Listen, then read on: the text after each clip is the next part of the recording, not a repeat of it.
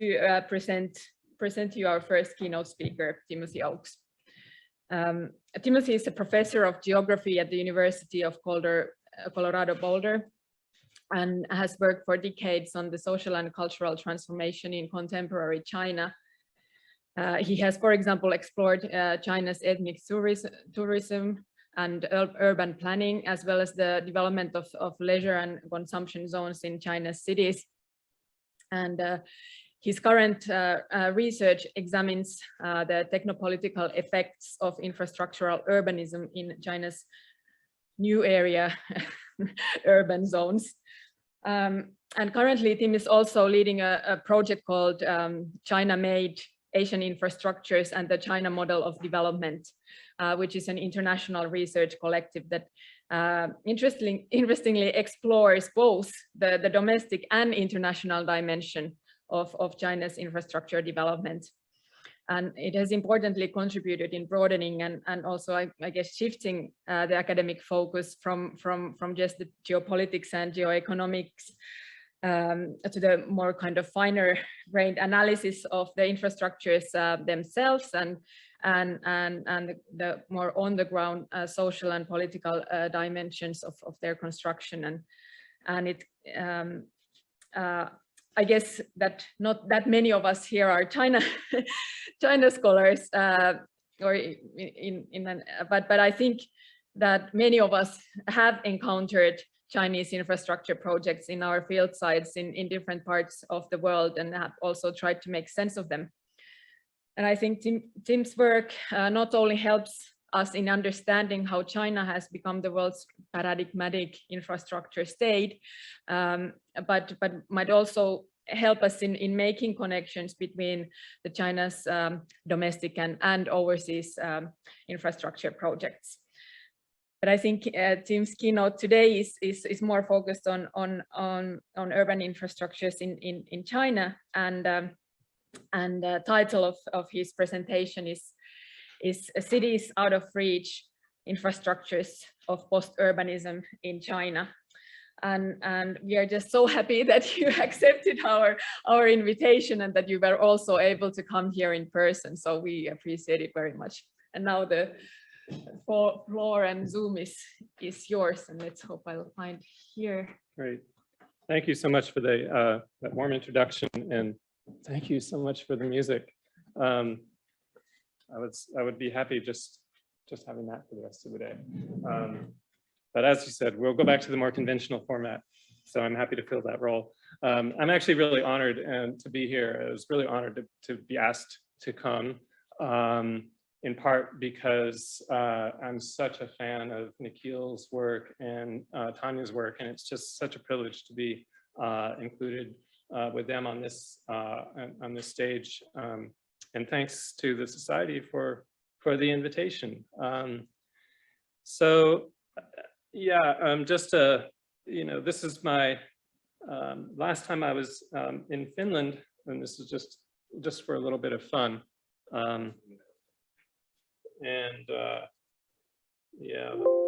This is the last time I was here. So I just thought I would share that a few years back for some skiing. And so I was really, the other thing that I was so happy about was being invited to come in the winter and hope to get a little skiing in while I'm here as well, if the weather cooperates. But let's go back to the talk.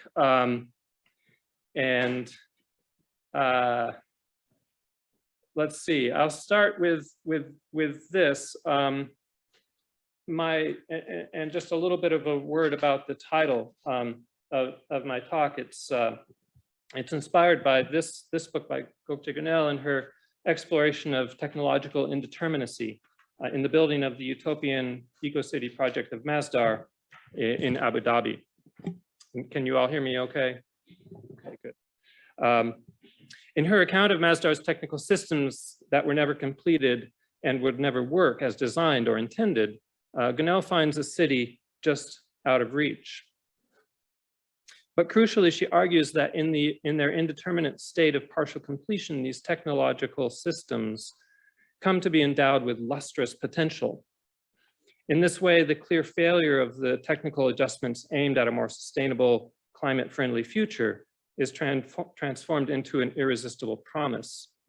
Referring to Masdar's personal rapid transit or PRT system, Guinel argues that rather than being viewed as a failure, the unfinished PRT offered a permanent gesture toward a technically adjusted future.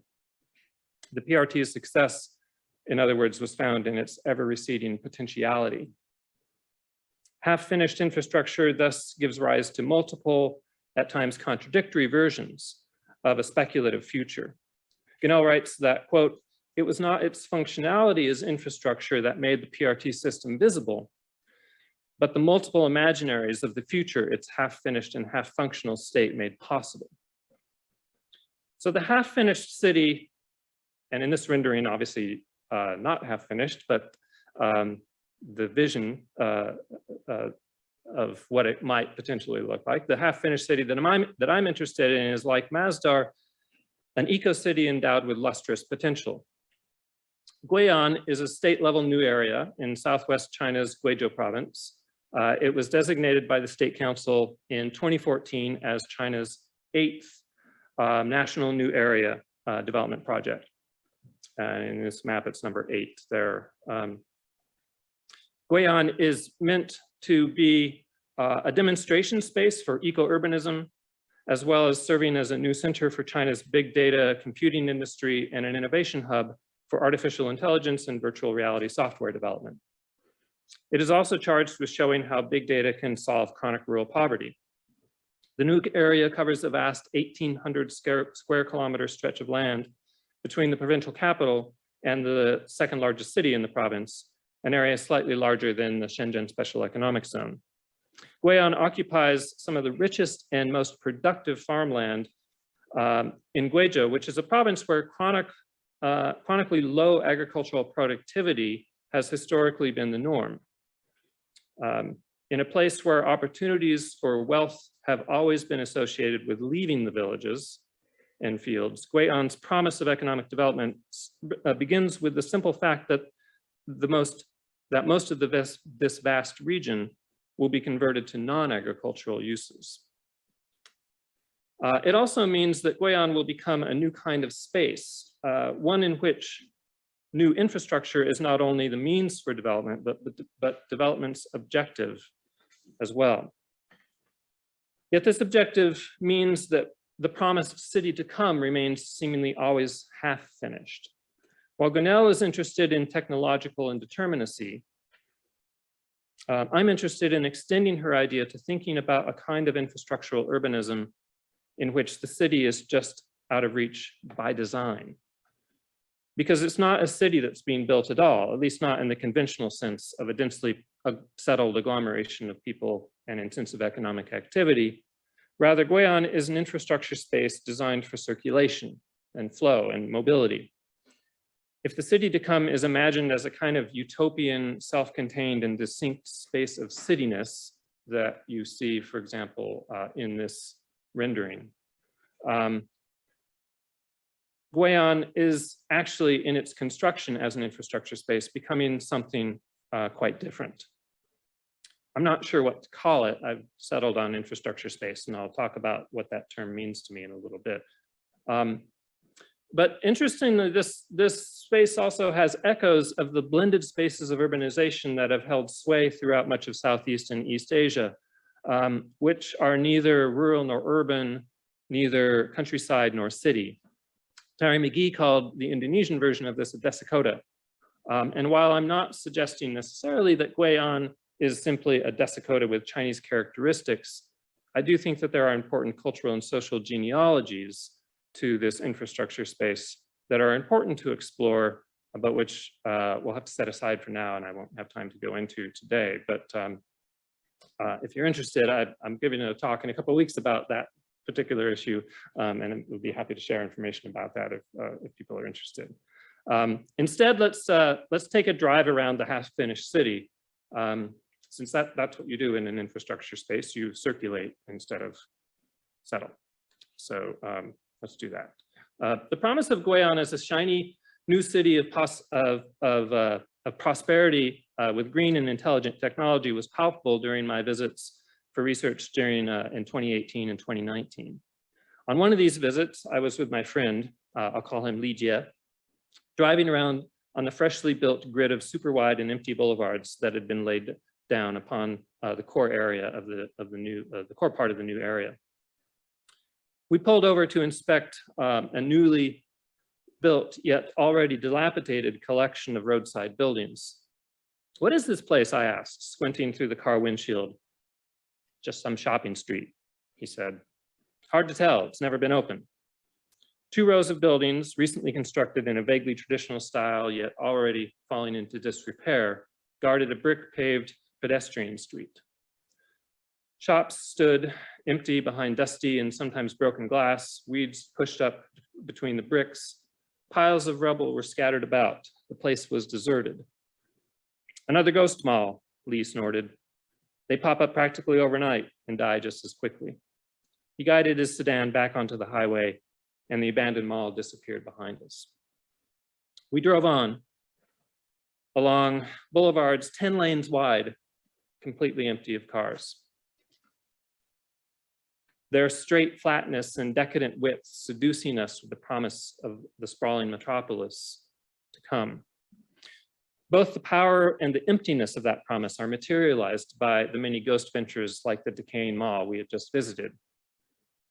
Many of these buildings had become dilapidated even before the grid of roads had been completed. Their abandonment was all the more striking when viewed from the meticulously landscaped roads themselves.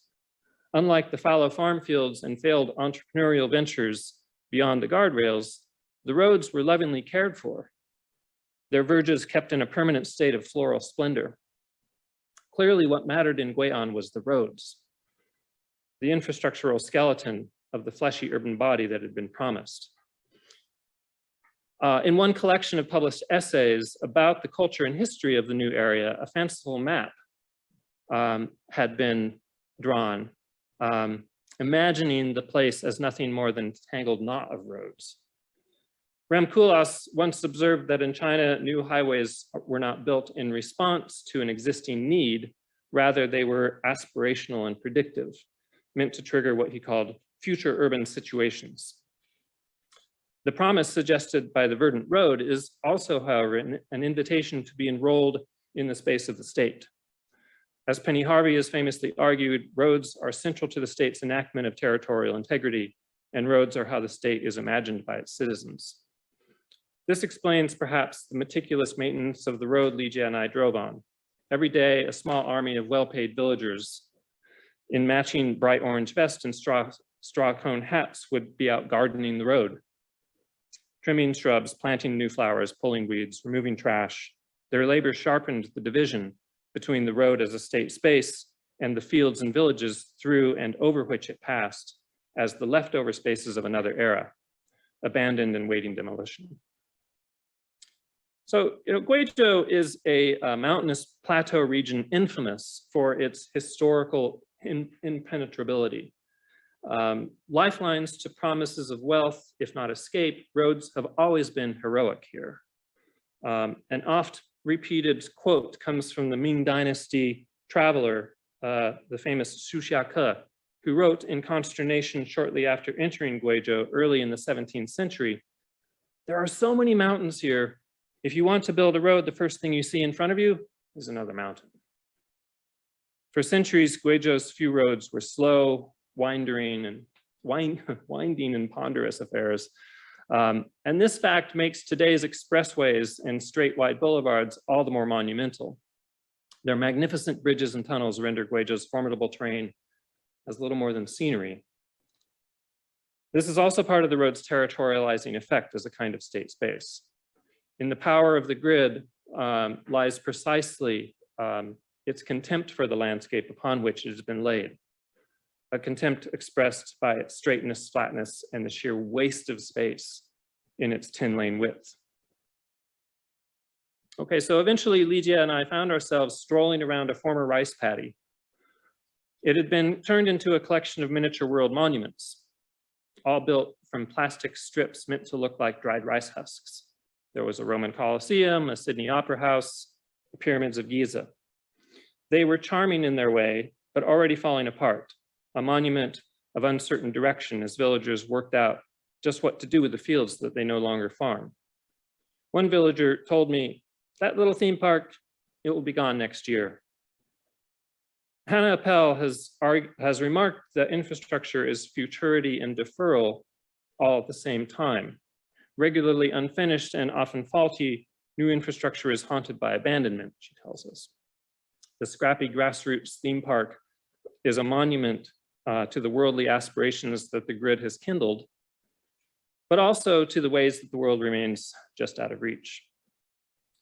After our drive, I reflected on the Ghost Mall, the Plastic Rice Husk theme park, and the other whimsical ventures we visited, a village, which included a village that had turned itself into a virtual reality playground, and also a boarded up Swiss town that nevertheless attracted curious onlookers that nearby, so many onlookers that nearby villagers had created a makeshift roadside food truck hotspot.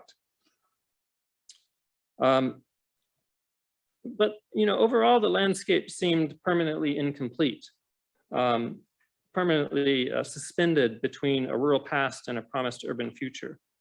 And perhaps this sense came from the fact that the infrastructure and not the city was the state's goal. Create a grid, see what happens. This was not so much a city to come as it was a fragmented landscape of perpetual promise, a city just always just out of reach. Perhaps the city was not coming at all. It seemed that whatever was coming was already here, and it didn't look anything like a city. Here's what I think. Guiyang is not a space where the countryside is transitioning into a city, but something else altogether. And here I draw a little bit of inspiration from Henri Lefebvre, who once suggested that we consider the city to be merely one particular spatial outcome of urbanization. He meant that urbanization might be understood as an historical process of changing social relations that under certain historical conditions resulted in the dense agglomerations of people and built environments that we have come to think of as cities. But as those historical conditions change, a different spatial outcome might result. China seems to be offering us those changing historical conditions. Urbanization and cities then are two separate things. One is a social process, while the other is the physical manifestation of that process. Lefebvre challenged us to think beyond a conventional city-centered understanding of urbanization, and China's infrastructure-driven processes of urbanization seem to be doing the same. So having brought Lefebvre into the conversation, let me then just in a more abstract or broader sense, try to lay out elements of a kind of a techno-political argument that I'm trying to build about infrastructure and urbanization in China. Having had a brief little tour of this area. Over the past few years, I've been working on a project that seeks to develop a techno-political lens to understanding urban development in China. This came out of my interest in engaging the China studies field with some of the broader turns going on in the social sciences, and Mira's overview at the beginning has outlined some of those ideas with the material turn, the infrastructure turn. And it was curious to me that there was so little discussion going on about infrastructure in the world's paradigmatic infrastructure state. Of course, infrastructure was certainly a topic of conversation, especially once the Belt and Road Initiative got underway and we started to see references to a China model of development that was driven by investments in mega project infrastructures, particularly the hard infrastructures of connectivity, logistics hubs, and energy development. But there was little discussion of these infrastructures themselves. For human geographers, I suppose, infrastructures were assumed to be uninteresting, merely technical instruments or outcomes of policy. And the infrastructure turn was all about disrupting these assumptions by considering a more socio-technical perspective that approached infrastructures as precarious and unpredictable assemblages of human and non-human materials. Infrastructures themselves have an interesting ontological doubleness. As Brian Larkin famously pointed out, they are both material things, railroad tracks, pipelines, asphalt, expressways, broadband cables, and relations between those things, and between these things and humans. So because infrastructures operate as systems, they are inherently relational. This fact means that one can treat infrastructures as objects of analysis, but one can also approach infrastructure as an analytical tool by which one can draw connections between, for example, state processes, policies, engineers, planning documents, concrete materials, automobiles and their drivers, bridges, and even rainfall, just to name a few. The term infrastructure space was proposed by architectural theorist Keller Easterling in her 2014 book, Extra Statecraft, to identify spaces such as special economic zones, export processing zones, logistics hubs, where governance is driven by the logic of infrastructure provision. Easterling's approach suggested a reconception of what she called the zone format as a space defined less by the formal state administrative systems by which such spaces were designated, and more by the infrastructural assemblages that collected there. Easterling was particularly interested in how infrastructure space has come to define a new urban format.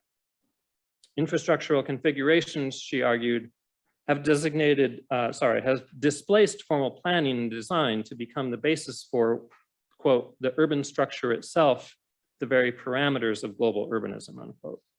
And while much of Easterling's concept overlooks the central role of state planning and territorial administration in China's examples, infrastructure space nevertheless offers an intriguing perspective from which to consider the changing nature of urbanization in China, where rural and urban have become increasingly blurred and where everyday life is increasingly shaped and lived through so many infrastructural grids. I suggest that viewing China's new urban developments like Guiyang as infrastructure spaces moves us beyond the urge to understand them as cities to come. An infrastructural approach reveals how urbanization in China has in practice shifted from a city-centered growth model to a sprawling landscape of grids sprouting up on the edges of and in between established urban centers. At the same time, though, this approach puts into sharp relief the way new urban developments like Guiyang tantalize us with the promise of the ideal city, the city of the future, the city of infinite potential. So this promise of the city to come continues to shape urban development in significant, if contradictory ways. So I suppose in part what I'm trying to work out is an idea of an infrastructure space which is built to facilitate mobility and flow and circulation. And part of the ability or part of the power of that infrastructure space is maintained by, I guess I would call it an ideological promise of a city that will eventually emerge there. But will always remain just out of reach. So with this observation, I depart somewhat from Asha Min and Nigel Thrift's approach, which they discuss in their book, Seen Like a City, where they focus on infrastructures in order to emphasize all the overlapping and uncoordinated systems that make up what they call the cityness of cities. And I'm trying to do something I think quite different from that project. Instead, I'm thinking about infrastructure space as an alternative to what we might otherwise think of as the urban or the city. And so, what I'm working toward is the idea that an infrastructure analytic sheds light on the ways national new areas in China can be understood as particular events in an unfolding regime of circulation that has come to dominate urban forms worldwide. But new infrastructures of connectivity, especially expressways, high-speed rail, and so on, are bringing about a proliferation of urban fragments in these spaces. Opportunities for wealth are shaped less by proximity to the center than by access to and mobility through the network. One's chances for upward mobility are now measured by one's ability to attach to the grid of connectivity. And this way of understanding these new areas echoes a broader global trend in which logistics cities have become an increasingly dominant model for urban planning, whereby urban areas are increasingly designed to maximize the uninterrupted flow of goods, services, and labor. Urban landscapes come to be defined more by network connectivity than by the gravity of a dominant center. And this is noted by Marcus Hess in his 2008 book, The City as Terminal, where he says, quote, "The spatial fixed point of the organization of everyday life is no longer the city center. but are the individually shaped networks of activities which may stretch over the entire urban region and beyond. So a focus on this extended network of activities that increasingly defines the experience of urbanization in China suggests that we consider urban scales in China in ways that move beyond the kind of given state administrative levels that conventionally define those urban spaces. It also suggests that we pay particular attention to the uneven constitution of the scales of human circulation within the urban network. This is because a great deal of land in these spaces is actually barely touched by this grid of connectivity.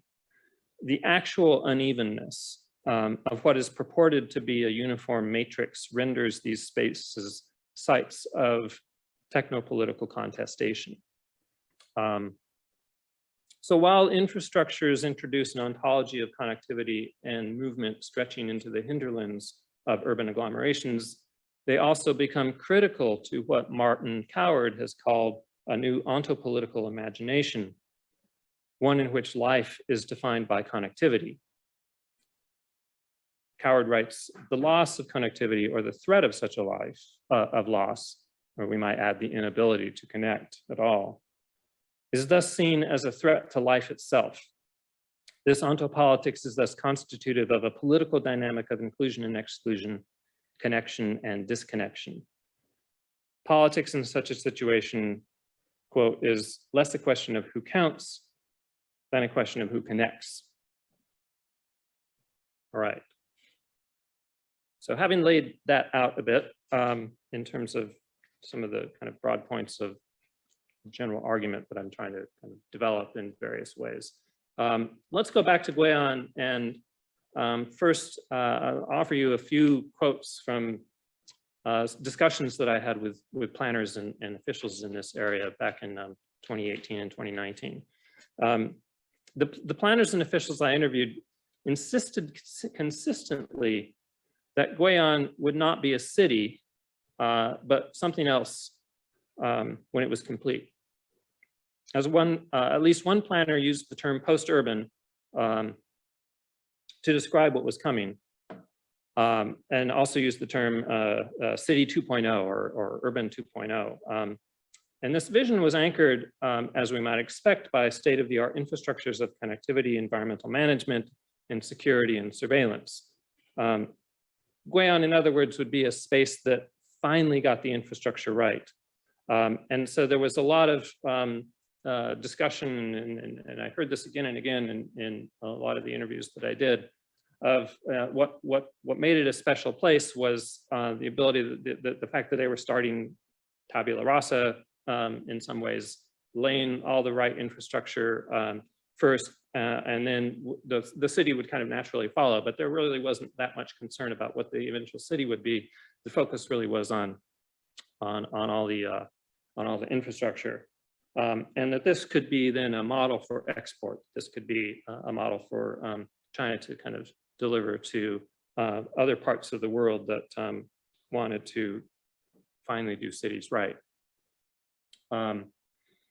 And that was what made this space, different from places like Beijing and Shanghai that were already built. And you couldn't just add the eco infrastructures to them later. You had to do it first. And so here, what mattered was building the infrastructures first, and not so much the city. So Guizhou, as an administrative space, reimagines the territory of central Guizhou province with an aim to create an integrated governance zone that encompasses portions of the two largest existing cities in the province, but only portions of those, focusing on the land in between them.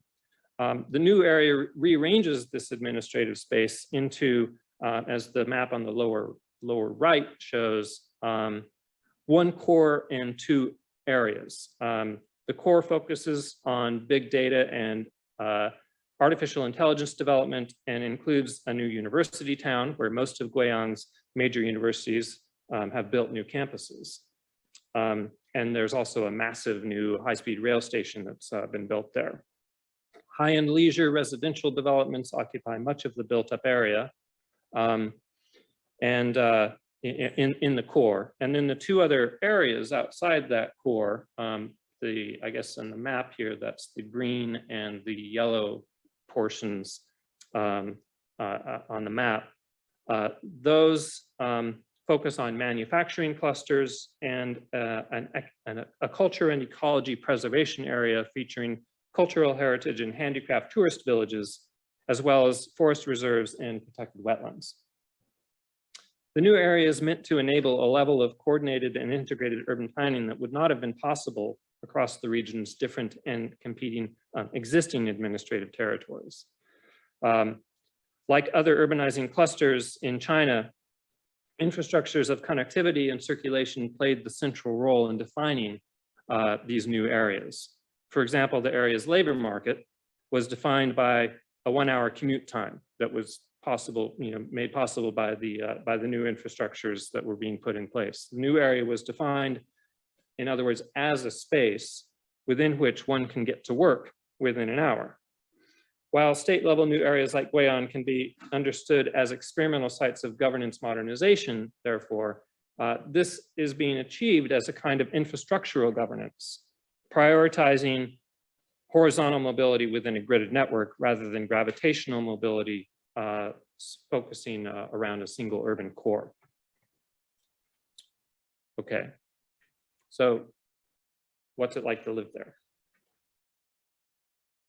The grid of new roads and the high-speed rail line have introduced local residents to an entirely new scale of interaction with the outside world. But it has also fragmented and unsettled their local geographies as well. On the one hand, for those with their own vehicle, access to nearby urban centers has become much easier with all the straight new roads. In addition, new employment opportunities have emerged nearby, including a Foxconn plant with more than 20,000 jobs, hospitality positions in the many beautified villages that have become tourism and leisure destinations, and many other service jobs in the industrial clusters or the university town. This is actually one of the gateway to one of the beautified villages, and I'll talk a little bit more about those, but just what I mean by beautified villages is the villages that are not demolished, and what's happening in Guiyang is about 3/4 of the villages in the new area are being or have been demolished. The ones that remain get a facelift makeover so that they look more villagey, at least in the kind of aesthetic eyes of the urban middle class, and become kind of tourism and leisure destinations. With the idea being that the farmers who no longer are farming can become tourism and leisure service workers. So a constant topic of conversation with villagers was that many of them no longer felt compelled to travel to distant cities for work, and this was absolutely a great thing as far as they were concerned. The grid had put the villages within the Guiyang labor market, meant that the vast labor market of the city was accessible within a very short commute time if they had means of transportation and if they could access the new highways that were built. So many villagers commented that because of the new roads, they could work in the city and return to the village to take care of parents and children in the evening. And this is, of course, a huge thing in China. One of the most difficult and heartbreaking aspects of development and modernization in China has been a whole generation of children have been growing up in the countryside away from their parents who are working in kind of sweatshop labor conditions in distant cities and leaving the children behind to be taken care of by their grandparents. And so, one of the main goals of creating these kinds of infrastructural spaces is to make accessible a labor market that won't have to go all the way to the coast, for example, and that's a good thing. On the other hand, though, the roads were not always accessible to villagers. In some cases, the villagers had constructed what I call hacker roads, literally cutting through the guardrails of expressways to gain access to a grid that had not been planned that had been planned with little thought to the accessibility for locals. So on this, let me go back to this image. This is actually an informal road that the villagers built themselves, and you can say this is an expressway interchange, and what they've done is they've just kind of cut through this guardrail. And so if you look at this map, the road that we're looking at is this one right here. And I don't know if you're in the back, you can see that well, but here's the village. And they built the interchange and they didn't build any access to this village. And so they just built their own road and just cut right through there. And so if you want to go to the village, here's the funny thing. If you're coming on the main, this one hasn't been finished, right? So no one's going to come on this road. And so typically this is how you would get there, right? You'd come here and then you'd turn off, but no, you can't do that. So you just come along here, you get to this point, you do a U-turn. You hope nobody's coming the other way, but that's probably not going to happen. And then you get there, and it works just fine. But that's a hacker road, and there's several examples of that throughout the new area.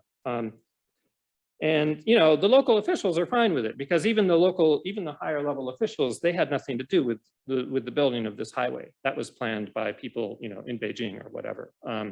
You know, the villages didn't matter because most of them are going to be demolished anyway.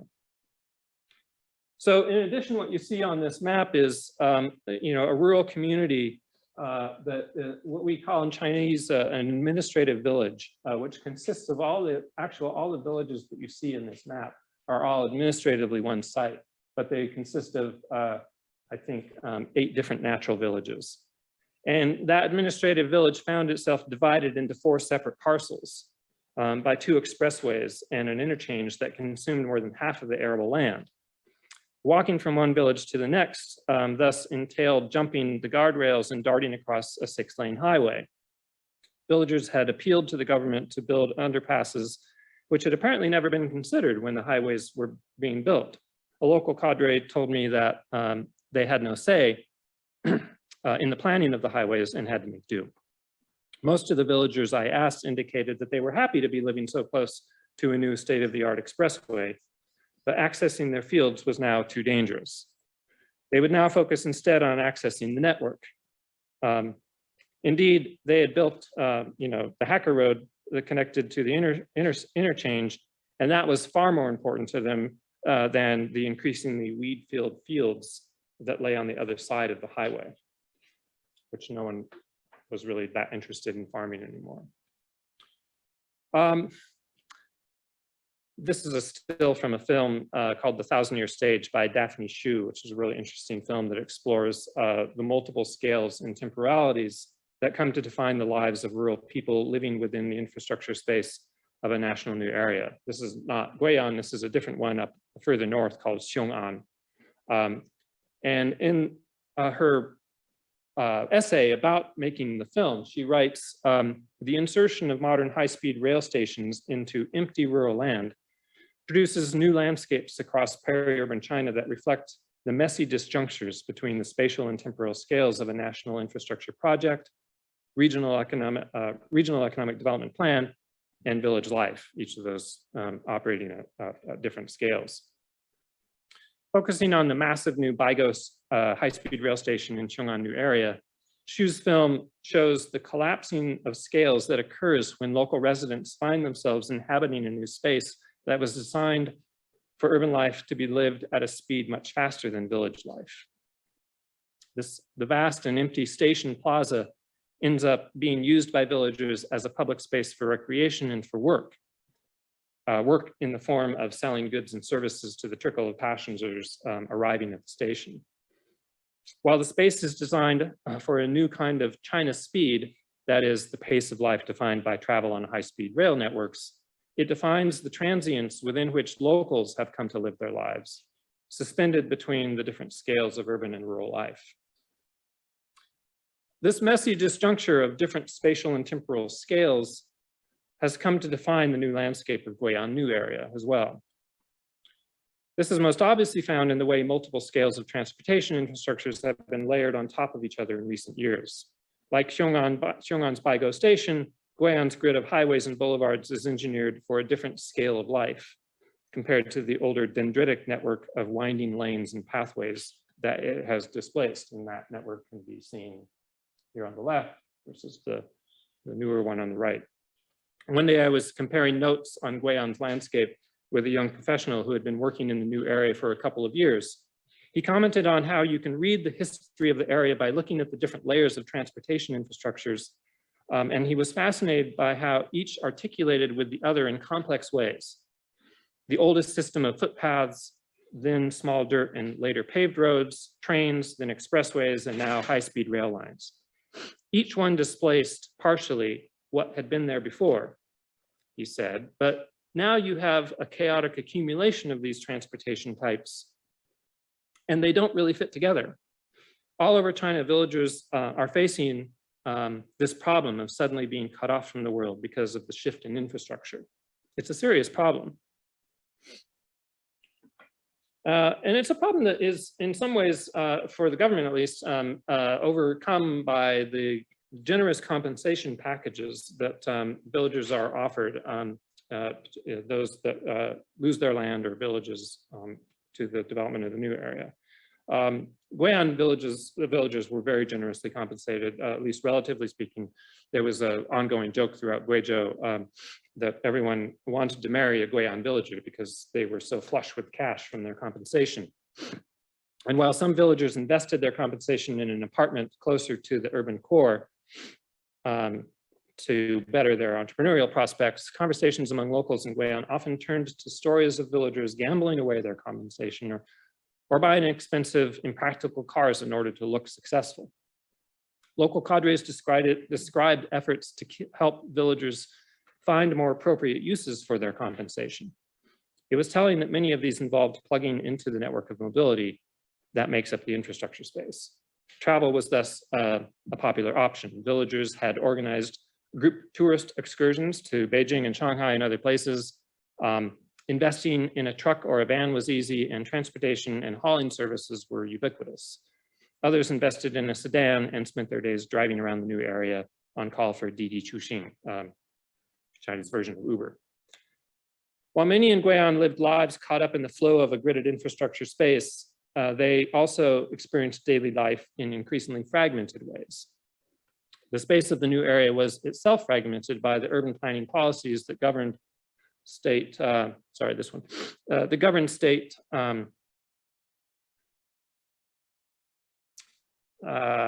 state investments and priorities.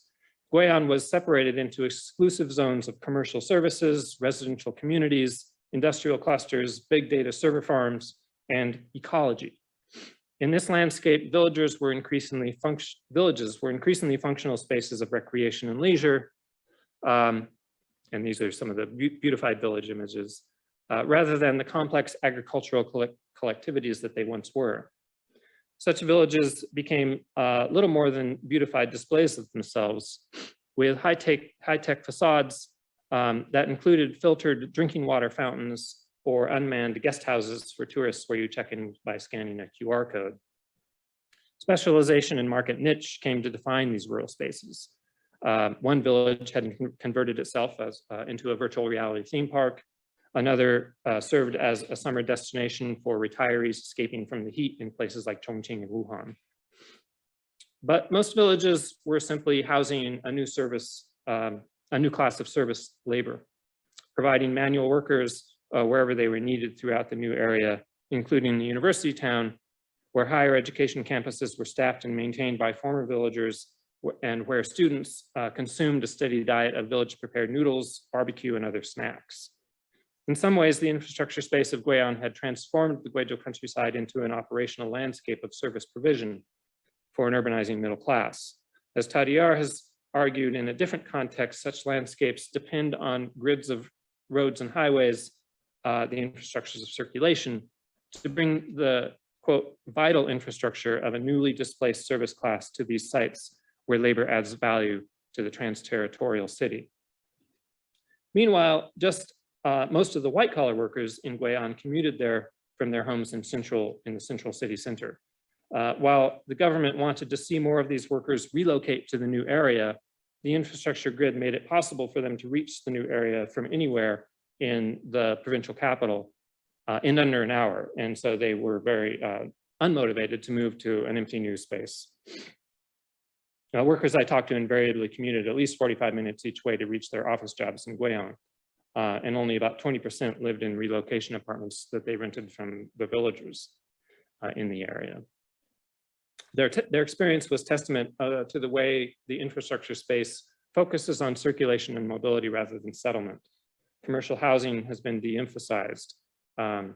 Jobs first, then housing, one planner told me. Network was emphasized over node. Okay, so starting to wind down here. The condition of suspension has been observed by scholars who draw attention not only to the spatial fragmentations that often result from large-scale infrastructure projects, but also their temporal ruptures as well. Gupta has argued, for example, that instead of being understood as a temporary state between the start of a project and its completion, suspension needs to be theorized as its own condition of being. The temporality of suspension is not between past and future, between beginning and end, but constitutes its own ontic condition just as surely as does completion. Building on this, Carson and Nees argue for a processual understanding of infrastructure's normal state as one of unfinishedness. Being finished, they point out, is illusory. This leads them to suggest that we think pluralistically about the multiple temporalities of infrastructure that exist for planners, for workers, for displaced villagers, officials, or tourists. So what am I talking about when I talk about Guiyang as an unfinished space, as an indeterminate space that always promises to become a city and yet never will be? As far as the state is concerned, the roads are finished. There's no unfinishedness about these incredible roads that have been built. They have arrived, and very quickly. So this is not an issue of the unfinishedness of roads, but it is an issue of roads creating the condition of unfinishedness for the area as a whole. As an infrastructure space, Guiyang is inherently incomplete, and it is incomplete by design. In Guiyang, it is not so much an infrastructural delay that constitutes the condition of suspension, but rather the comprehensive infrastructural space itself. That is, and to be deliberately provocative, suspension here is the intended outcome of what Governa and Sampieri have called China's infrastructuring, in which lives of settlement and deposition are permanently disrupted by mobility and suspension, making access to the network the new condition by which one's life chances are measured. I've been arguing that we come to understand this condition by pursuing an infrastructural analytic. Infrastructure space then is productive of mobility as a norm rather than an aberration in life. This is in the end what indeterminacy does. It may be a powerful force fueling the ever receding promise of the city to come, but meanwhile it compels us to take to the road. Of course, migration, particularly from impoverished rural places to urban centers, has for decades been the primary means of improving one's livelihood for millions of people in China. To be mobile, Marian Dreisen has commented, referring to Chinese labor migrants in Ethiopia, is a coveted way of life, a cultural imperative, and a means of crafting a fulfilling future. Such mobility, she points out, is driven by insecurity and dispossession and the social pressure of securing a stable new life. She writes, only by migrating are they able to stake claim to social presence in a rapidly developing Chinese society. In order to achieve a feeling of belonging as well as a sense of dignified personhood, they are compelled to be and remain on the move. This then is the condition of suspension that has been brought to residents of Guiyang New Area. They don't have to go to Ethiopia to experience it. What has changed is that this condition is no longer one that a villager enters by leaving the countryside for some distant urban center or some construction project abroad, but is now constituted within the infrastructure space that villagers now find themselves living in.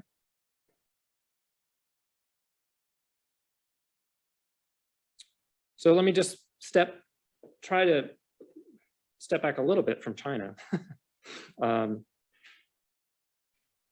with some broader thoughts or implications, and start that with the question of is China exporting a new post-urban model of development?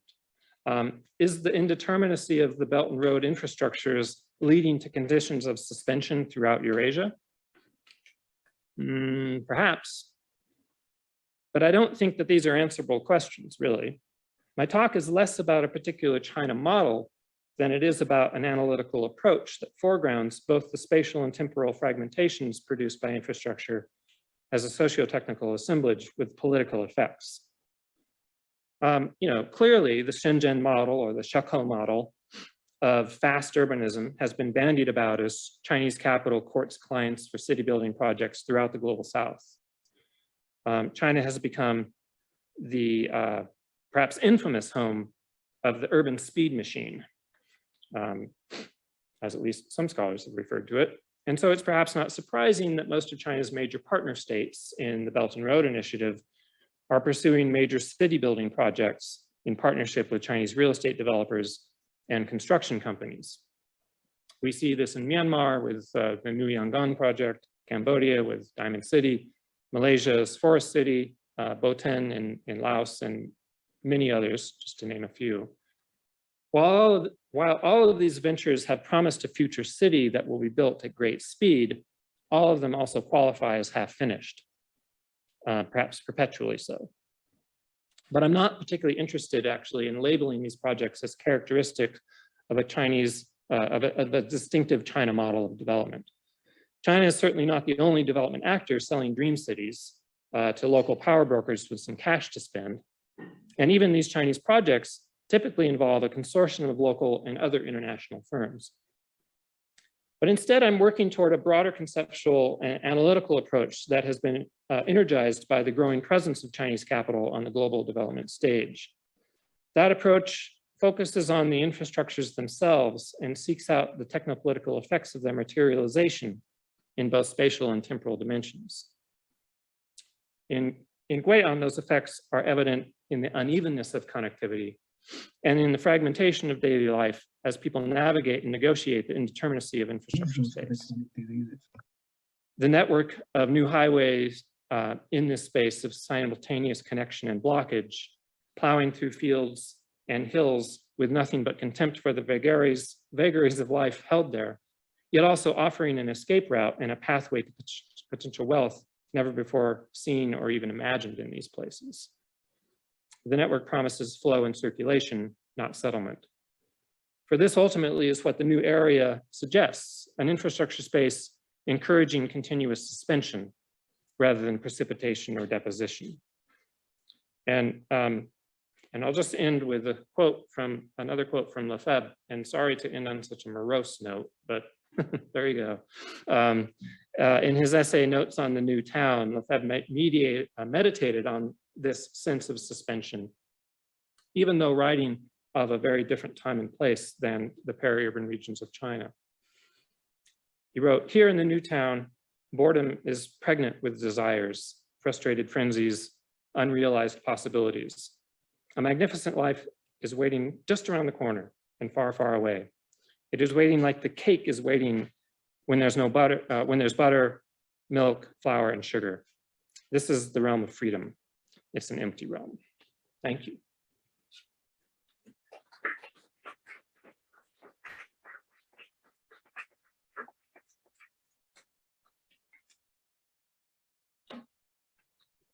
Thank you so much. I mean, it was really, really wonderful, great presentation, and also I mean, provoked at least many thoughts in my case, but I hope also in the audience. We actually now have sorry, the microphone. Okay. Yes. Okay. So we could before letting all of you to ask questions and comments. So we have invited Phill Wilcox to comment on Tim's presentation. Phill, are you there? Yes. So Phill Wilcox, you can. There is a problem apparently. No? can you enable her to turn on? Okay, while we are waiting, so I can just say that Phill Wilcox is a research associate at Bielefeld University, Germany, in the Faculty of Sociology, and she has done work in Southeast Asia, particularly in Laos, and studied Laos society and politics, and has been currently focusing on the intensifying Chinese engagement in Laos and the change in perceptions of China in Laos as well. And she has worked, for example, on that and examined that very project that was in one of Tim's slides of that Lao-China Railway project. So I think Phill is very familiar with that one. And that's one of the major Belt and Road Initiative projects in Laos. So so Phill, you're most welcome to share your comments, and I guess here we do also this kind of bridging perhaps from China also to the kind of overseas Chinese projects, perhaps. Let's see. Okay, but Phill, you're welcome. I will do my best. Thank you so much, and good morning, everybody from Germany. First of all, I'd like to say thank you so much to Tim for such an inspiring and insightful opening keynote. I'm sure that's given everyone a really energizing introduction to the conference, and there are some wonderful, rich themes in there, which I know we will be picking up on further and discussing later today and tomorrow. For now, because there was so much to draw on there, I'm already very much looking forward to the Q&A, and I feel extremely privileged to have the opportunity to make some remarks on what we just heard, although knowing where to start was a little bit challenging. So I found it really helpful then to think about the underlying and cross-cutting themes here, and I'm sure it will come as a surprise to nobody that from there I personally find myself getting to a series of questions, many of which were already raised very clearly. What are cities or urban spaces? What are they for? What are they really about? What is modernity supposed to look like? Is a city actually ever finished? Does it really matter? Who should or would build a future to look like what exactly? What about the gaps between expectations and reality? And what does all that have to do with infrastructure? And I think after the keynote, the answer to that last question is, well, really quite a bit. And the title of the speech really makes me think, and think at some length ever since I was invited to deliver these comments, just out of reach. Who gets to reach what? I come from an anthropology background. When, how, with whom, for whom? And I think that actually speaks very nicely to the themes of the overall conference, and also speaks to the notion of thinking of urbanization as social process and cities as physical manifestations of those social processes. Now, before I get much further into this, I just want to pause for a minute to chew over a really basic question. When we listen to the sort of space that Tim described, just what are these places in our individual and collective imaginations? Not rural, not quite urban. And I find myself thinking here a lot of Jonathan Rigg and his work on how a division between urban and rural is an increasingly problematic one in an interconnected world. But the notion of an urban space that is not quite finished definitely needs a less wordy term. Semantics aside, though, it's a very good question and worth chewing over. And I find the notion of infrastructure or infrastructural space as an alternative term something I'd love to delve into further. And here's another question as a sort of spin-off from that, when we talk about what these spaces are and how we can or should understand them. And that is whether these spaces really are urban spaces with Chinese characteristics, and how such spaces might vary or not across the world. Perhaps that's another absolutely fascinating discussion. We know well from the infrastructure literature that infrastructures are rarely, if ever, about the physical object, but about the connections or disconnections people make through infrastructures and the meanings placed on the objects. So what then do they represent? What are they supposed to represent? For, by, and to whom? And in his recent book on borderland infrastructures, Alessandro Ripa has pointed out that infrastructure and development are synonymous in the Chinese context. You simply can't have one without the other. And that's also relevant for thinking about infrastructures in terms of wider agendas and priorities of development and future building. Indeed, when we think of Belt and Road, particularly around connectivities, it's important to think again of infrastructures not what they are, but what they represent to different people, both individually and cumulatively. And while the same argument can and should be made for hydropower projects financed by the World Bank and so on, my personal interest has always been in transport infrastructures. Such schemes also talk of what Reeves helpfully termed infrastructural hope, and the intricacy of whose hope makes investigating these sort of questions so much more worthwhile.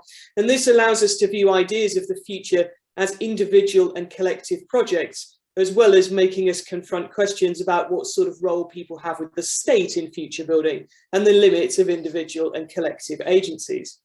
But while infrastructures are often said or presented as representing development, progress, modernity, and all that sounds positive, aspirational, and great, and so on, later on today, we'll hear from Tanya Murray-Lee, who will link this to infrastructural violence, or what I guess we could term the downsides of infrastructures, and points to who loses as a result of infrastructure schemes. And as we see in numerous examples of people dispossessed, sometimes with quite extreme forms of violence, some people are losing a lot.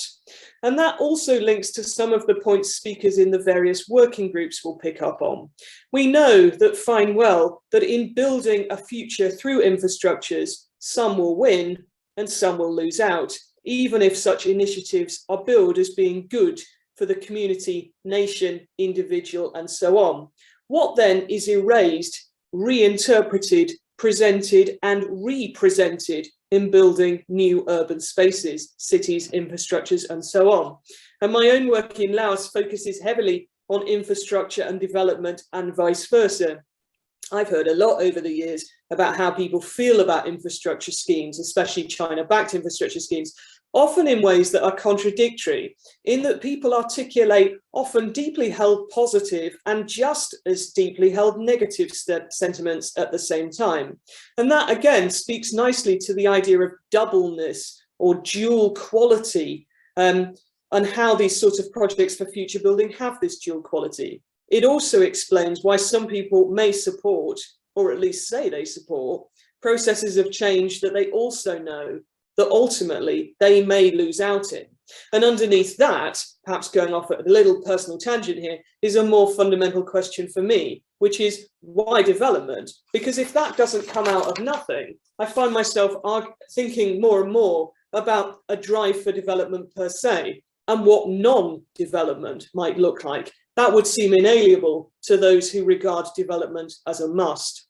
One of the things that came out to me very clearly from what Tim has said is the importance of viewing development, urbanism, urban change as a process, not as an endpoint.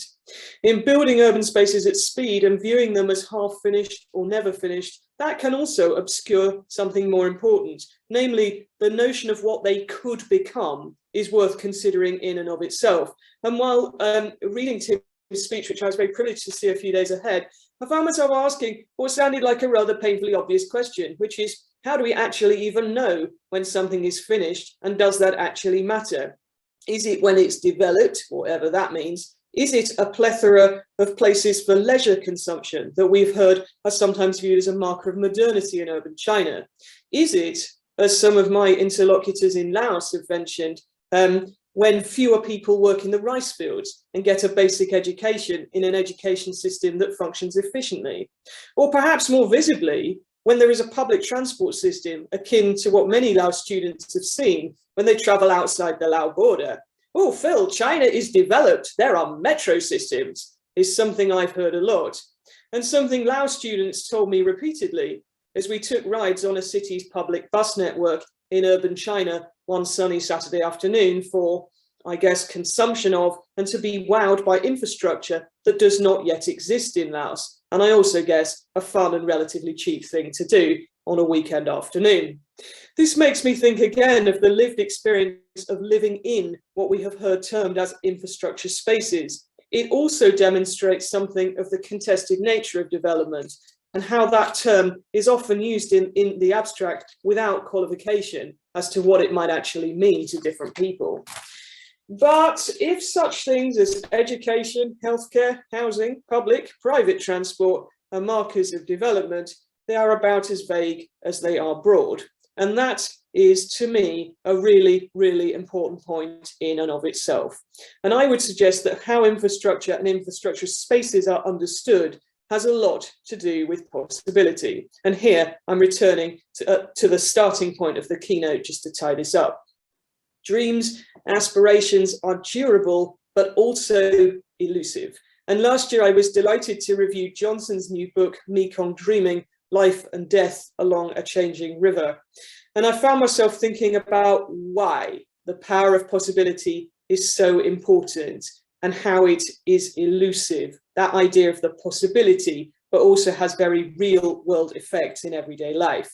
And for me, possibilities are fascinating in their potency, but so too is what is held out as what the future could look like to different people. What is just about within reach? What could be dreamed about, aspired to, and strived for, or could be? And that is what we heard termed as the promise of the ideal city, which has a tantalizing quality, ever suspended.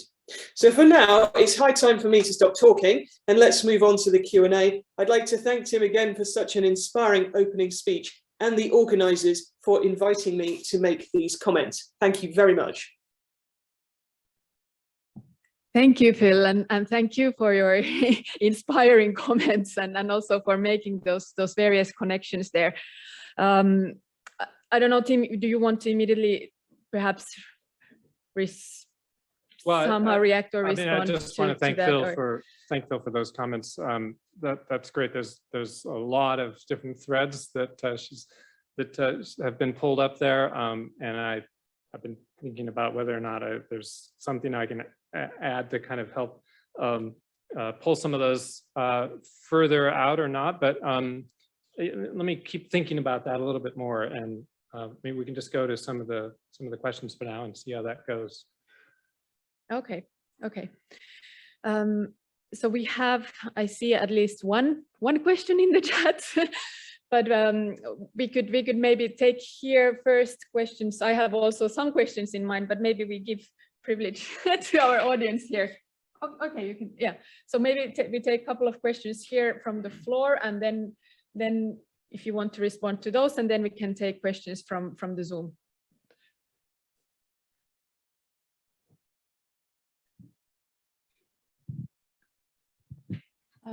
Yes, I'm Taru Salmenkari from Helsinki University, and I would like to ask about another kind of structure in China. So there's infrastructure and kind of bringing urban things to the countryside. But at the same time, there is hukou. There is a policy that people who are from the countryside cannot settle in the cities. And I would like to get your comments about these two things. So before, I've been thinking that this infrastructure can never work because there is a thinking that it brings what hukou would bring, like good education and things like that, to the countryside that is concentrated in cities because of the hukou. And it's not coming with them, even if a village looks like an urban place. But then you brought a little bit different kind of angle to this, to say that there is this 1 hour connectivity that actually could bring some of the benefits with infrastructure building only. So if you could comment a little bit about this, please. Yeah. Sure, that's great. I mean, the hukou is an incredibly important institution and very much a critical part of this whole story. And I can't really kind of cover all the different dimensions of that. But one of the things that's been happening, I mean, you're right that, for a long time, the ideal of kind of acquiring the urban hukou for rural migrants was kind of the golden grail, that would enable them to become bona fide urban citizens and to be able to claim the rights and you know, of what normal urban citizens get in terms of, you know, healthcare and education and just a sense of respect and not being second-class citizens in their own country. That has shifted somewhat. I mean, there's still quite a bit of that in China, but at the same time, as more and more cities are, you know, accessible in this way through these infrastructures, the idea of kind of resettling into urban areas is a little less the goal now. And it still is for many, but for many others, there's a real sense that they don't want to give up their rural hukou status, because to do so means that they've relinquished any claim on land that they might have. And the precariousness of living in the city means that relinquishing that land puts you in a very vulnerable position that, and that vulnerability is increasingly apparent to people. So now we have a kind of a different political situation in which, in places like Guiyang, everybody, when their village is demolished, everyone gets to have urban hukou status, and many don't want it. And and then you have a political contestation with villagers refusing to accept urban hukou, because in their mind, it's like a contract, and they've said, I agree to become basically an urban citizen, and thereby don't have any ground to stand on for demanding higher compensation or more adequate compensation for the land that's been expropriated. And so hukou is still very relevant, but it's relevant now, and it's producing a kind of almost the flip side of the coin, a different kind of politics around a sense that if everybody is now urban hukou and there's no more land, then you know, that proletarianization is a serious, increasingly regarded as a serious problem for villagers. So yeah, that's one important dimension of what's going on now. Thanks for that question. Okay, thanks so much, Professor Oakes. That was really fascinating. I'm a really big fan of your work. I also do my research in Guizhou, or my PhD research was there. I'm in a very different region, Rongjiang. So zoned out, the village where I do my research is zoned out as a heritage site. So in a very different context than what you're talking about. But again, why your previous Dong village, or yes, yeah. So why your previous research has been very helpful for me in my thinking process. This was also really fascinating. It made me think a lot about Nick Smith's research, the idea of the end of the village, and the rural-urban coordination and along peri-urban regions of Chongqing. I'm not so aware of the policy here, but I did think about, is the same terminology being used in Guiyang? But I really like how you've gone beyond, you know, I mean, the idea what Nick Smith is writing about, which I know you're not trying to do, because it's really dangerous grounds when we do say that urban and rural are blurring, as you just responded, that they're not, because very much because of the hukou system, but rather it's through the planning that the kind of the urban scholars' insight on villages and their incentives of the idyllic village, that is the urbanization process. But I really like how you've gone beyond that and looked at the infrastructures on its own. And it also reminded me a lot about the kind of visceral experience of moving around Guizhou. Like when you're nearing a heritage site, just the smoothness of the roads, like, you know, after a long day of travel, eventually the car stops bumping so much and you can kind of rest back and relax, but they're empty roads, you know, exactly as your photo showed. You might see a cow here and there, but it's not roads for the villages. So I think you really portrayed that very realistically. I had a question mark with the quote. I think I missed who it was who said this. If it was an urban planner or someone, you know, some government official you were engaging with, it was the quote about roads are making villagers being left out, being cut off from the world. And I think the quote said something that there's a disconnection here. Yeah. And I was wondering so, you know, from that standpoint, they see it as a disconnection. And I think maybe this is what Phill was talking about as well. I mean, the villagers maybe don't see it as a disconnection. As you said, they see that road, that highway as prestige for them. And they probably recognize it's not for them. They don't want to pay that highway fee. They have their own roads to go down anyway. So, and it also, it's that whole idea of the historical portrayal of Guizhou as you started the lecture out from 17th century. Yeah. Quote by Xu Xiaoke that you open your door the first thing in the morning, it's a mountain. This is the same quote being repeated continuously, even alongside these big highways and train stations. So I was just wondering from that perspective, looking at the planners, sorry, again, I missed out who it was, but this kind of scholarly viewpoint, is that a kind of urbanism being imposed, this kind of not recognizing that actually the villagers know they've been cut off throughout history, or is, am I being too pessimistic here? And my second question was, near the end of your presentation, you used, throughout the presentation, there was this theme of suspension. Yeah. And it made me think a lot about Xiang Biao's work. Of course, he uses xuanfu suspension kind of to refer to, it's kind of picked up as a zeitgeist, across Chinese society. It's fantastic how it's allowing for conversation amongst the public, basically youth and migrant workers saying, hey, I feel like I'm in a state of suspension, I feel trapped. But what Xiang Biao was also saying is that this notion of suspension, basically he's comparing it to the hummingbird that's frantically trying to move its wings, but can't get out of it. Yeah. So he's saying that this comes down to the very workings of the low rungs of government, that it's a continuous repetition of these government officials basically hopping from project to project because they're suspended. They don't have, then there's the outcome of phase projects, as you showed as well, these kind of short-term solutions.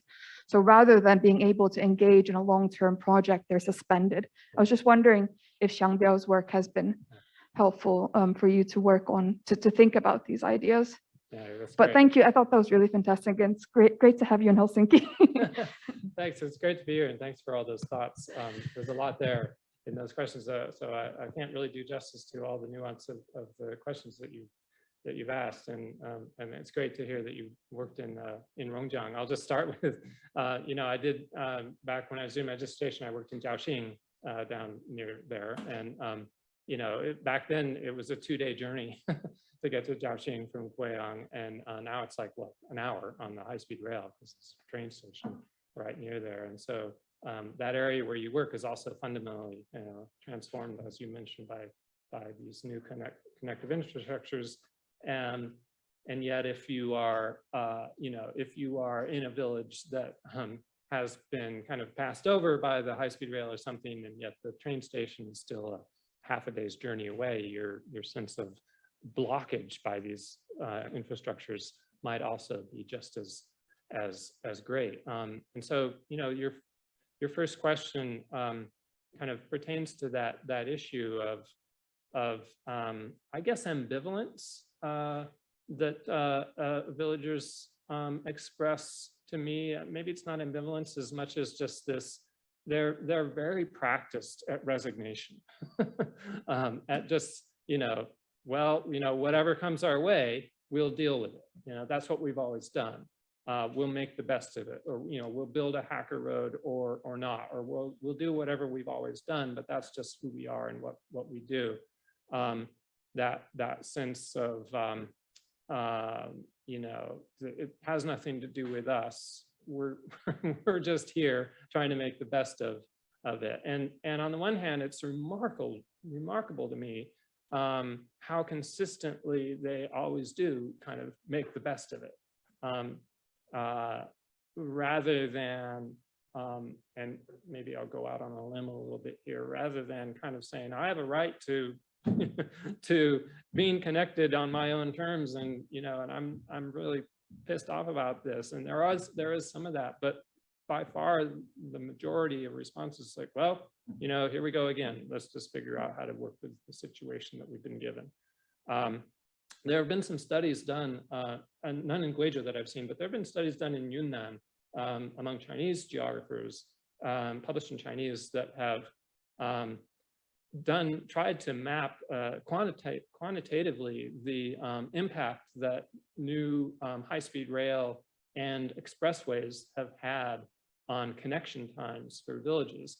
And they've been arguing that while some places are much more connected, they've been arguing that on balance, the result is negative for much of the countryside, that it's more disruptive, and that there's actually more blockage now with the kind of concentrated effect of high-speed rail and the concentrations of kind of limited access highways means that actually the majority of the countryside is less connected now than before because of the limited access.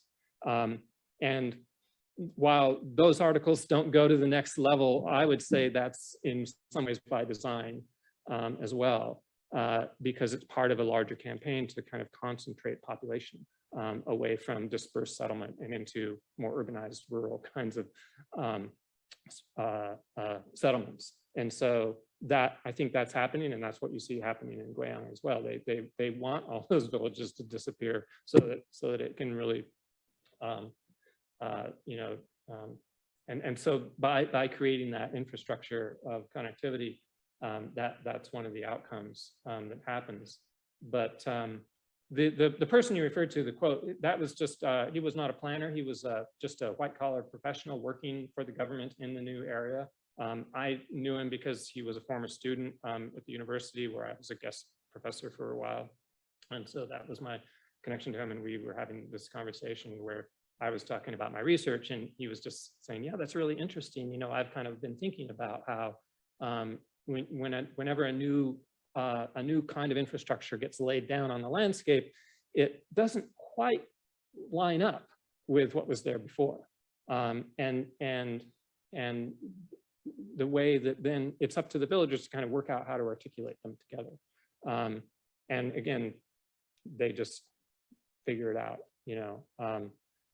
But I think he was not a rural person. He was kind of an urban white collar kind of middle class worker, but he had spent enough time there to kind of understand that. And so I don't know if that quite gets at that first question, but let me move on to Xiang Biao. I mean, Xiang Biao's work is fantastic. I really love what he's done, and part of what he's been working with on this idea of suspension is kind of to say that, you know, yeah, he said, I've played a role in kind of introducing this keyword into the lexicon of how people kind of process and make sense of their lives in China today, but I don't, you know, it's taken on a life of its own, and it means a lot of different things to a lot of different people. And so part of his work has just been to kind of track those different ways that it articulates something.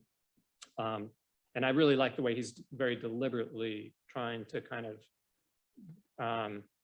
de-emphasize the role of an elite, you know, scholar in that, and to kind of privilege the vernacular ways that people have kind of worked with that term and those ideas. But I guess when I was, you know, reading a lot of what he'd written about it, my sense was that it was predominantly kind of focusing on the experience of also, you know, migrants themselves who basically say, you know, yeah, I'm going to put my life on hold in order to kind of achieve a certain, you know, I'm going to work really hard in a factory or do whatever I have to do and suffer. And this is not a life. My life is actually suspended until I get to a point where I can live a life. But in order to do that, I have to kind of work in this environment, or, you know, do what I need to do to put life to get to a point where I can actually live life. And you know, I've tried to think about this in a little bit different way, in that I've been kind of taken up by the metaphor of particles in suspension, where you think about, you know, I think about the fact that, you know, you've got sediment, you've got soil particles in a river, like the Yellow River, as it flows onto the North China Plain from the Loess Plateau. It's full of silt. And as the river slows down, you have the deposition of that sediment onto the bed of the river. And so the bed of the river is always coming up, and then eventually the river finds a new channel.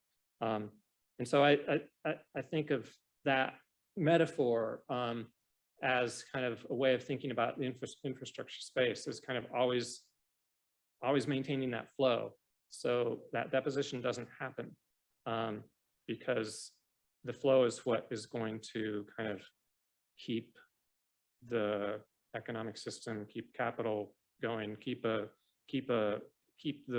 vital infrastructure, as Nefertiti calls it, available to the new kinds of economic activities that are being promoted in China.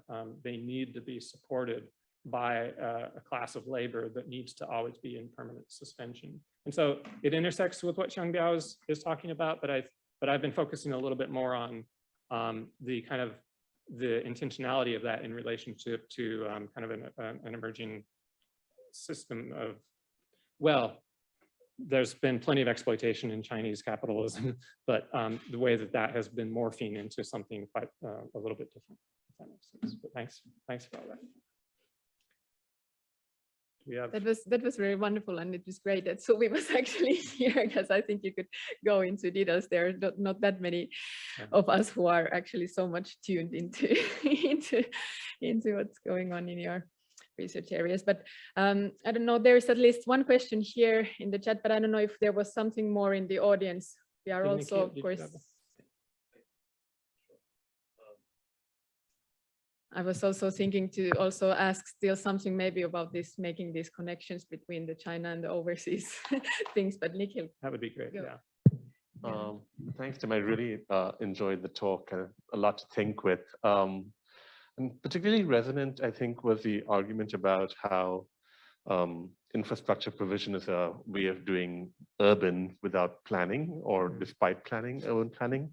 It was very resonant with what I'm seeing in India as well. And here I was interested in disjunctures between the different palimpsests of infrastructures that you described, particularly between urban planners and road builders or rail builders, right? So in the initial rendering of Guiyang as a plan or vision for the city, the road was not very prominent in the very quick view that I had of it. But the next slide foregrounded the city's highway infrastructure as a primary organizing node, or network, I guess, not node, for the city's form. So can you say a little bit about how that happened in Guiyang? The different scales of state action and the disjunctures and the controversy that might have ensued between planners and the roads proponents or the roads boosters? To what extent was that a controversy, or was it just like laid over? No. Yeah, I mean, urban planning in China is famously, aspirational. It plays less a role of kind of guiding what's going to happen as it does.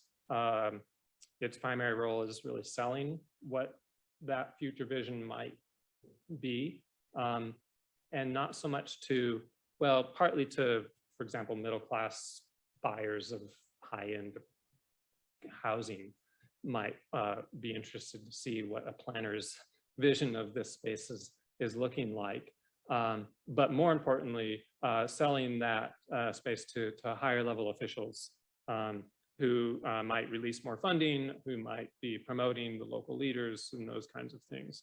So the planning works Wu Fulong has written quite a bit about this in the Chinese context as something that kind of promotes in an ex post facto kind of way what's already being built. And so the construction of the roads and the high-speed rail line that kind of define the infrastructure space in my reading of it, those all precede in many ways the plan. And the plan ends up then kind of working around that, or kind of figuring out, well, how do we make an elegant kind of version of something out of what seems to be being built?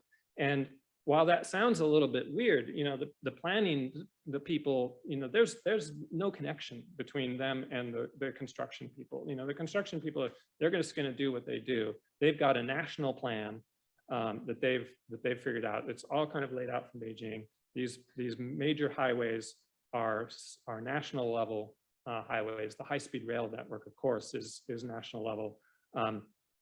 Locals might, hear where it's going to go, or they might not. And they just kind of like the villagers, they're just like, well, we'll just work with what we've got. But the planners play this really, role of then trying to kind of create this comprehensive vision around what seems to be built. But often, what ends up getting built is then, quite different from any kind of plan, and the plan has to always, then be adjusted. So there's a real disconnect there. And like I said, I think the plan really becomes more of the kind of the equivalent of the architectural rendering and the way that brands and sells a project more than kind of determines a regulation or, determines what can go where or anything like that, if that makes sense. Yeah, that's great. Yeah, I was thinking this might not be a very great question, but I was just thinking about the difference between the Shenzhen and this Guiyang, as if you think that the Shenzhen has been the kind of already for a long time, the kind of, okay, this is the export model. Shenzhen, yeah. Yes. Yeah. And then compared with the Guiyang, or what you were presenting here, and how it was mentioned that's also seen as that there is that kind of potential for this export. Yeah. But what do you think, what are the main, I mean, you perhaps pointed a bit to that, but what are the main perhaps differences between them? And then I was also thinking something that, because I really, this made me think a lot, this okay, the difference between infrastructure space and city, and the circulation versus settlements, but then also this, because I've been stuck maybe too much with this enclave mode of China model. And then if you think that how Guiyang is actually somehow perhaps even opposites an enclave model. Yeah.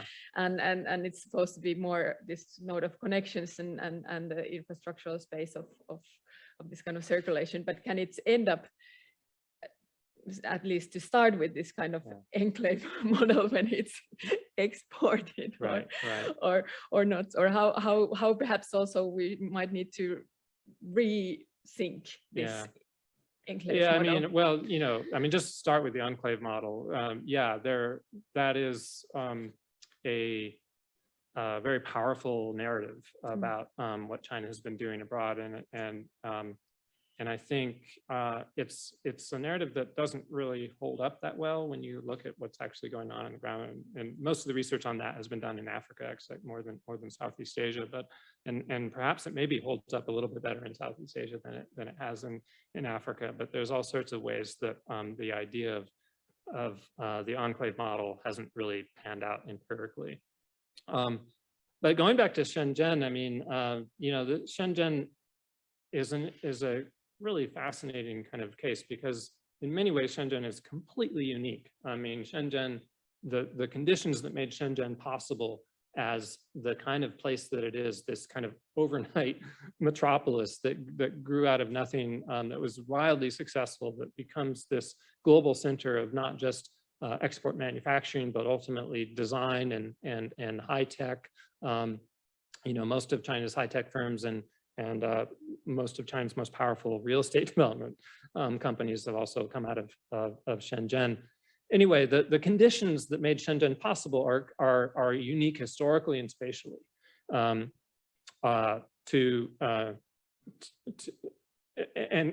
don't really translate into anything that's exportable.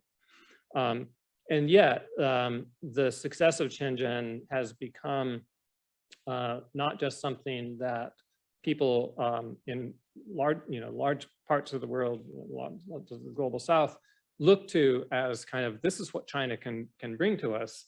If they can do something like a Shenzhen, they can do something like that for us. And Chinese, maybe when we say the Chinese have promoted this idea of Shenzhen as an export model, what do we mean by that? It's there's all these different actors involved in this, and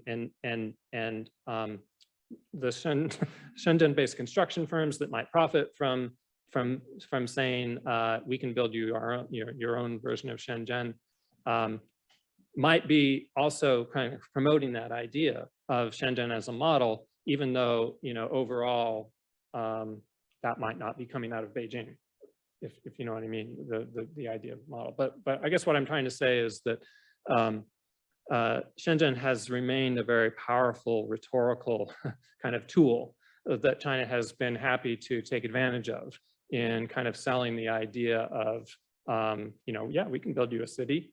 We can bring China's speed to your place.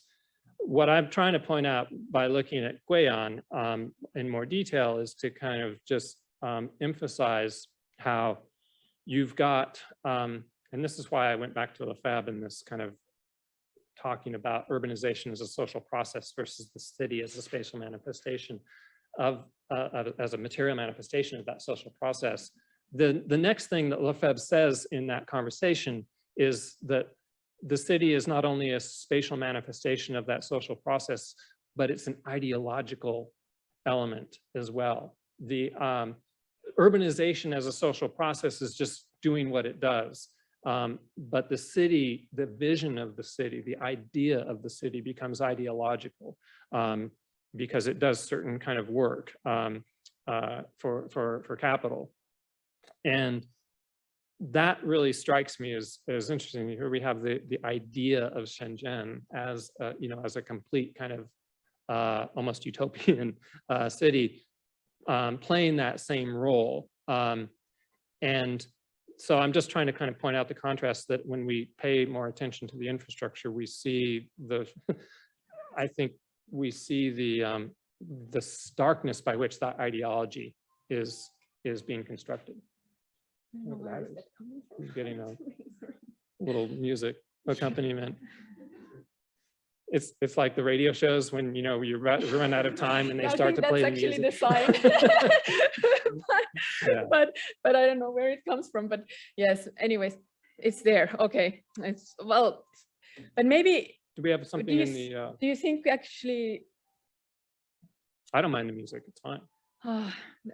But do we want because I think we are actually reaching maybe that point that we could end our Okay. plenary session and go for a break. We have one question here that was, but I think we have you have been addressing it from different things, because there is a question of about the infrastructural changes and what they kind of make possible and enable, and what they prevent, constrain, or obscure on the other hand, and in addition to mobilities and connectivities, that if there are something related to work, livelihoods, cultivation, healthcare, family relations, and community building, and so forth. But so long, maybe, yeah, you're reading it, but perhaps if that provokes still a kind of final thought that you want to share with us, but then otherwise I'll just go now and see what's happening with that.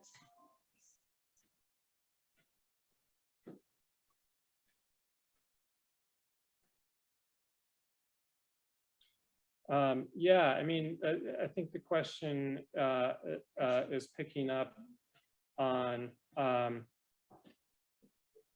well, for me, I guess, anyway, picking up on this idea of connection and blockage at the same time.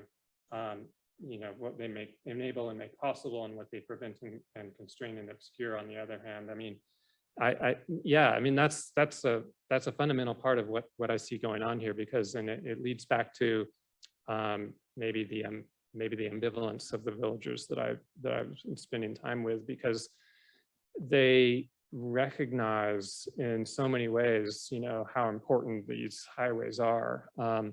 There was so many people who were so grateful to not have to go to Shenzhen or Guangzhou to work, that they could take care of their older parents now by coming back to the village at night, that they got to know their kids better.